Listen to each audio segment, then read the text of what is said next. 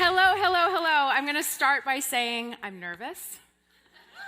I have been writing this speech in between trying to live my life and do a job, and I care what I say, so bear with me. And here we go. So, it is really interesting to be a woman and to get to 45 and to not be married yet and to not have kids, especially when you have just pushed out your fifth kid on television. You start hearing crazy stuff like, oh, you know what, sweetie, you just haven't found the right guy yet, or what are you gonna do? Or, oh, you poor thing. Why is someone like you still single? Have you ever thought of having kids? Or, you know what, why don't you just have a kid on your own? It's never ending, okay? And it's not helpful. I grew up planning a wedding. Take this time and tell me your thoughts about women not having kids. I mean, are you against it? Or are you for it? Let me know in the comments. Dress was going to be corseted with multiple Victorian camisole spilling off my shoulders, and I would change into a white, double-breasted suit with wide-leg trousers and a big cuff for the reception, and then I dreamed about being chosen by a powerful and sexy and kind man who had full lips and gave really good hugs and having a little baby, I was specific, and having a little baby boy by the name of Lauren. But I also dreamed of winning an Oscar, being on the cover of magazines, and making a difference in the world, and helping women find our voices. And from that dreaming, you guys, I've built a really incredible life, and I have become a woman that I am very proud to be.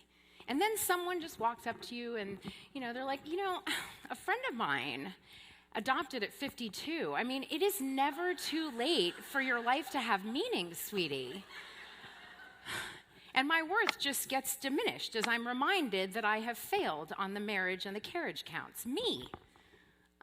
This bold, liberated, independent woman. I mean, guys, I work out, okay? I eat well. I mostly show up to work on time. I'm a good friend, a solid daughter, a hard worker. My credit's good. I take out the garbage before it gets smelly. I recycle, and I won a Golden Globe.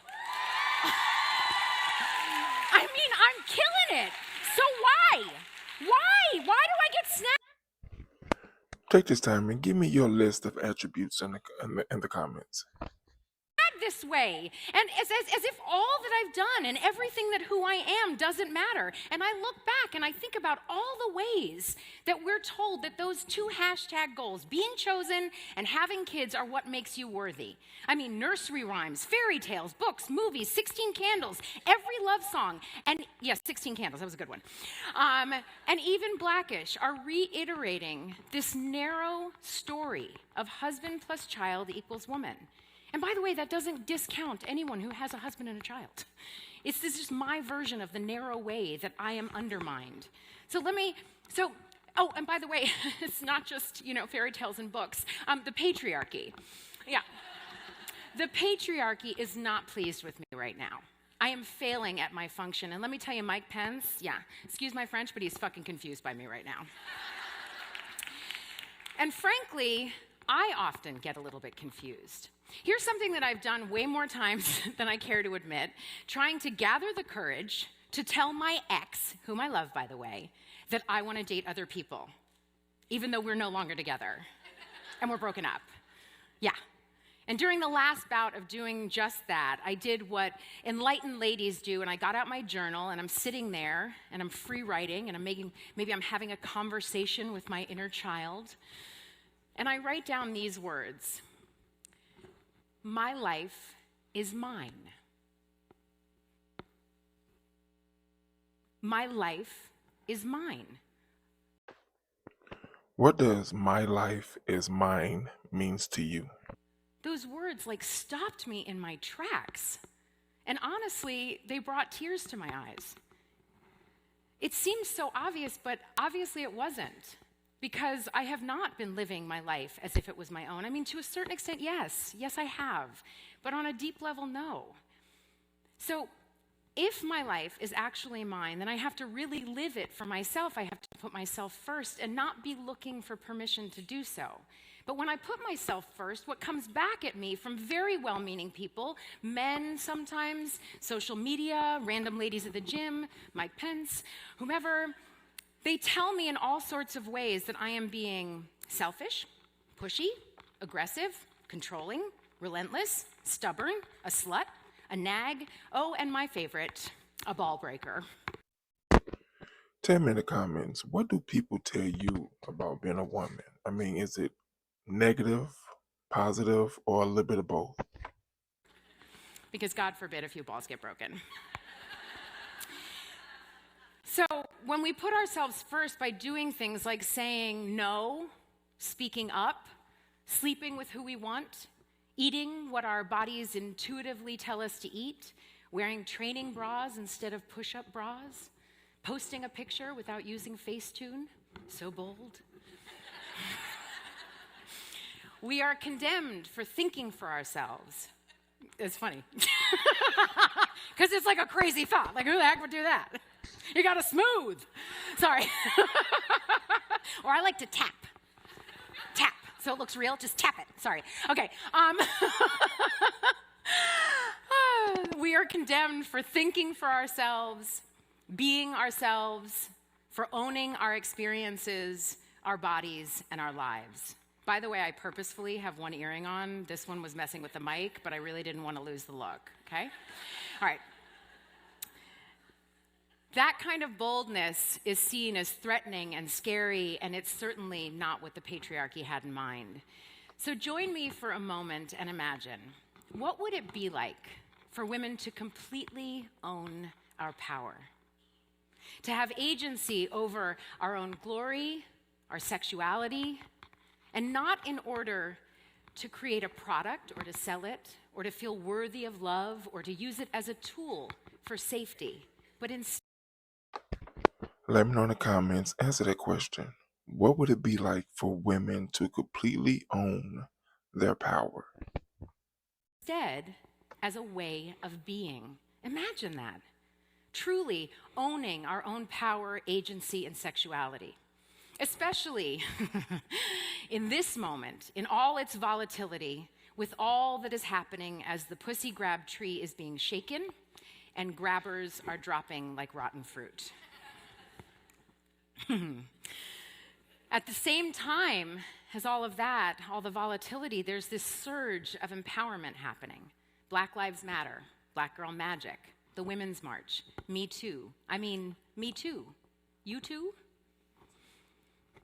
I am trying to gather all this energy around me and step into it and match that with the realization that my life is mine. My I am a chooser 45-year-old life is mine.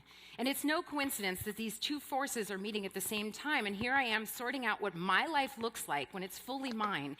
And honestly, it takes a certain kind of bravery. Let me know in the comments, why are you such a powerful woman? Means risking being misunderstood, perceived as alone and broken, having no one to focus on, fall into, or hide behind, and having to be my own support and having to stretch and find family and love and connection outside of the traditional places. But that's something that I want to do. I want to be the brave me, the one whose life is my own. And that also means that I'm going to have to break an agreement that I didn't really officially agree to sign in the first place, a little document that was drawn up by a bunch of old white guys in a back room, the same group of white guys in that back room that passed laws about our reproductive health and choices without us being there. If you agree that this video is very powerful, drop me a like and also subscribe to the channel. And that agreement says that we are here to be of service to others, that our destiny as women is to live in the shadow of men, that we are simply objects of desire, and that we are willing to have our voices stifled again and again by the misogyny of our culture. Well, listen here, ladies. I'm tearing it up. It's going bye-bye. And I am drawing up a new one. And my terms are this: I am going to own my experiences and my training bras. I'm going to pay attention to the reality of my life and the audacity of my dreams instead of the expectation of what I was raised with. I'm going to make space for the good and the bad of it, even the yucky and scary and fear-inducing parts, and embrace all of the questions. I know that's how I'm going to go from being Tracee to being the brave Tracee, and here's the good news, is that you too can do that. You can go from being you to just being the brave you, or not just being the brave you. And you should definitely try it, you guys. Like if you haven't already, because I have a feeling, I see some gorgeous sparkles out there, like I see some amazing faces. I have a feeling you guys have tried this, because brave and brave you is beautiful. And not beautiful like your hair is all did and your brows are clean, because when I think of beautiful, I think of a tree. I think of seeing a bird soar. I think of an embodied woman. I think of my mom standing there in the Diana Ross stance, right? In her glory stance, saying, "This is me," heart open, hair big, sexual, powerful, and full of all of her agency. Beings at the height of their own resonance, their own selfness, fully in bloom. That's what bravery and beauty looks like. But most of all, because the brave me reminds me that I am complete just as I am, not in relation to anything else, just wholly and fully me. The brave you gives you the courage to hold your own agency, your own choice, your own desire, your own longings, your own fear, and your own future. She's just one aspect of your soul that helps you become the fully embodied and completely integrated, real, true self. And I think she's in each of you right now, in your journal, in the back of your mind, somewhere in your heart, in your Netflix queue, waiting for your invitation. So I invite you all, if you haven't already, to let her out, to let her have her glory. This beautiful, powerful part of you is just waiting for the invitation. Thank you. Okay, I need for you to be honest in the comments. If you made it to this part of the video, to all the way to the end, let me know about the brave you. Be honest. Be open. I am seriously interested in wanting to know about the brave version of yourself. Also, consider subscribing to the channel and give this video some love and share it to those that you feel need to hear it. I want you to consider joining the membership, because through joining the membership, you can help mold this channel to be exactly the way it's supposed to be.